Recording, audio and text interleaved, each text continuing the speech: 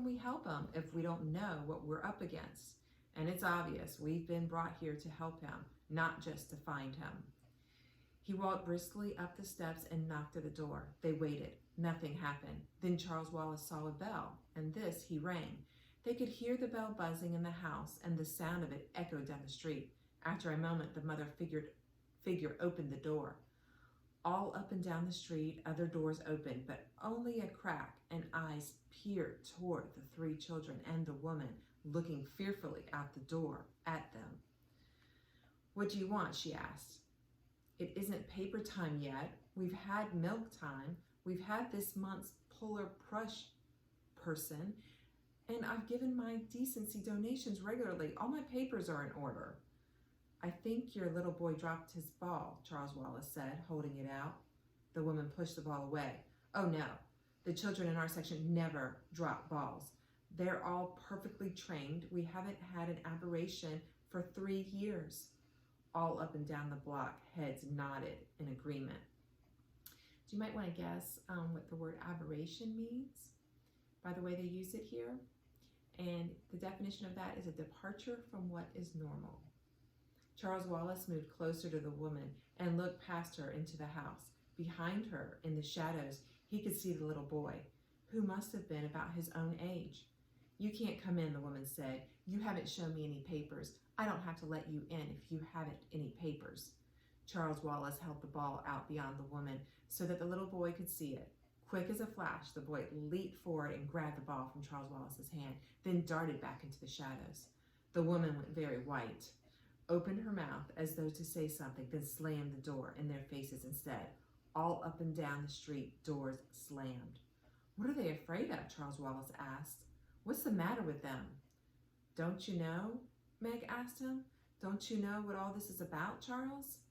"Not yet," Charles Wallace said. "Not even an inkling. And I'm trying. But I didn't get through anywhere, not even a chink. Let's go." He stumped down the steps. After several blocks, the houses gave way to apartment buildings. At least Meg felt sure that that was what they must be. They were fairly tall, rectangular buildings, absolutely plain, each window, each entrance, exactly like every other. Then, coming down the street, was a boy about Calvin's age, riding a machine that was something like a combination of a bicycle and a motorcycle. It had the slimness and lightness of a bicycle, and yet, as the foot pedals turned, they seemed to generate an unseen source of power, so that the boy could pedal very slowly, and yet move along the street quite swiftly.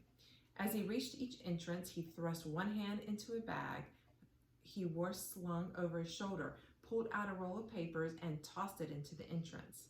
It might have been Dennis or Sandy or any one of hundreds of boys with a newspaper route in any one of 100 towns back home. And yet, as with the children playing ball and jumping rope, there was something wrong about him.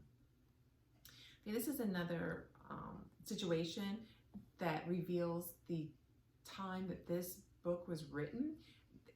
Paper boys were very common back in the 1960s. They would ride around neighborhoods and throw the paper, which had all the local news, and it was early in the morning. It was a great job for young boys to have because they loved getting up early, loved riding their bikes, and they'd make a little money by delivering the paper every morning to each house because we didn't have internet. So that's how you can tell also where the time period that this book was written. It gives little clues as you read through. Calvin whistled. "I wonder if they play baseball here." As the boy saw them, he slowed down on his machine and stopped. His hand arrested as it was about to plunge into the paper bag. "What are you kids doing out on the street?" he demanded. "Only route boys are allowed out now. You know that." "No, we don't know it," Charles Wallace said. "We're strangers here. How about telling us something about this place?" "You mean you've had your entrance papers processed and everything?" the boy asked. "You must have if you're here," he answered himself. "And what are you doing here if you don't know about us?" "You tell me," Charles Wallace said. "Are you examiners?" the boy asked a little anxiously. "Everybody knows our city has the best central intelligence center on the planet. Our production levels are the highest. Our factories never close. Our machines never stop rolling. Added to this, we have 5 poets, 1 musician, 3 artists, and 6 sculptors, all perfectly channeled. What are you quoting from? Charles Wallace asked. The manual, of course, the boy said. We are the most oriented city on the planet. There has been no trouble of any kind for centuries. All Camazotz know our record. That is why we are the capital city of Camazotz. That is why Central Intelligence is located here. That is why it makes its home here. There was something about the way he said it that made a shiver run up and down Meg's spine. But Charles Wallace asked briskly, where is this Central Intelligence Center of yours? Central, the boy corrected. Just keep going and you can't miss it. You are strangers, aren't you? What are you doing here? Are you supposed to ask questions? Charles Wallace demanded severely. The boy went white, just as the woman had. I humbly beg your pardon. I must continue my route now, or I will have to talk my timing into the explainer. And he shot off down the street on his machine. Charles Wallace stared after him. What is it? He asked Meg and Calvin. There was something funny about the way he talked, as though he weren't really doing the talking. Know what I mean? Calvin nodded thoughtfully. Funny is right. Funny, peculiar. Not only the way he talked, either. The whole thing smells. Come on. Meg pulled at them. How many times was it she had urged them on? Let's go find Father. He'll be able to explain it all to us. They walked on. After several more blocks, they began to see other people, grown-up people, not children, walking up and down and across the streets. These people ignored the children entirely, seeming to completely intent on their own business. Some of them went into the apartment buildings. Most of them were heading in the same direction as the children. As these people came to the main street from the side streets, they would swing around the corners with an odd automatic stride, as though they were so deep in their own problems and the route was so familiar that they didn't have to pay any attention to where they were going. After a while, the apartment buildings gave way to what must have been office buildings, great stern structures with enormous entrances. Men and women with briefcases poured in and out. Charles Wallace went up to one of the women, saying politely, "Excuse me, but could you please tell me?" But she hardly glanced at him as she continued on her way. Look, Meg pointed. Ahead of them across the square was the largest building they had ever seen, higher than the Empire State Building and almost as long as it was high. This must be it, Charles Wallace said. There, Central Intelligence, or whatever it is. Let's go on. But if Father's in some kind of trouble with this planet, Meg objected, isn't that exactly where we shouldn't go? Well, how do you propose finding him? Charles Wallace demanded. I certainly wouldn't ask there. I didn't say anything about asking, but we aren't going to have the faintest idea where or how to begin to look for him until we find out something more about this place. And I have a hunch that that's the place to start. If you have a better idea, Meg, why, of course, just say so. Oh, get down off your high horse, Meg said crossly. Let's go to your old Central Intelligence and get it over with.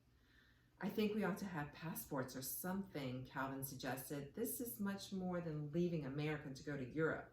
And that boy and the woman both seem to care so much about having things in proper order. We certainly haven't got any papers in proper order. If we needed passports or papers, Mrs. Wetzel would have told us, Charles Wallace said. Calvin put his hands on his hips and looked down at Charles Wallace. Now look here, old sport. I love those 3 old girls just as much as you do, but I'm not sure they know everything. They know a lot more than we do, granted. But you know, Mrs. Wetzel talked about having been a star. I wouldn't think that being a star would give her much practice in knowing about people. When she tried to be a person, she came pretty close to goofing it up. There was never anybody on land or sea like Mrs. Wetzel the way she got herself up. She was just having fun, Charles Wallace said. If she'd want to look like you or Meg, I'm sure she could have. Calvin shook his head. I'm not so sure, and these people seem to be people, if you know what I mean. They aren't like us, I grant you that. There's something very offbeat about them, but they're lots more like ordinary people than the ones on Uriel. Do you suppose they're robots, Meg suggested? Charles Wallace shook his head. No, that boy who dropped the ball wasn't any robot, and I don't think the rest of them are either. Let me listen for a minute. They stood very still, side by side, in the shadow of one of the big office buildings. 6 large doors kept swinging open, shut, as people went in and out, in and out, looking straight ahead, paying no attention to children whatsoever. Charles wore his listening, probing look. They're not robots, he said, settling indefinitely. I'm not sure what they are, but they're not robots. I can feel minds there. I can't get at them at all, but I can feel them sort of pulsing. Let me try a minute more. The 3 of them stood there very quietly. The doors kept opening and shutting, and the stiff people hurried in and out, walking jerkily like figures in an old silent movie. Then, abruptly, the stream of movement thinned. There were only a few people, and these moved more rapidly, as if the film had been sped up. One white-faced man in a dark suit looked directly at the children, said, "Oh dear, I shall be late," and flickered into the building. He's like the White Rabbit, Meg giggled nervously. I'm scared, Charles said. I can't reach them at all. I'm completely shut out.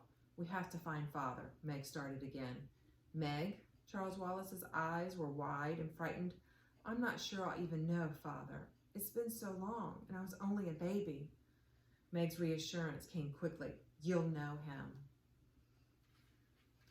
Of course you'll know him. The way you'd know me, even without looking, because I'm always there for you. You can always reach in. Yes, Charles punched one small fist in an open palm with a gesture of great decision. Let's go to Central Intelligence. Calvin reached out and caught both Charles and Meg by the arm. You remember when we met, you asked me why I was there?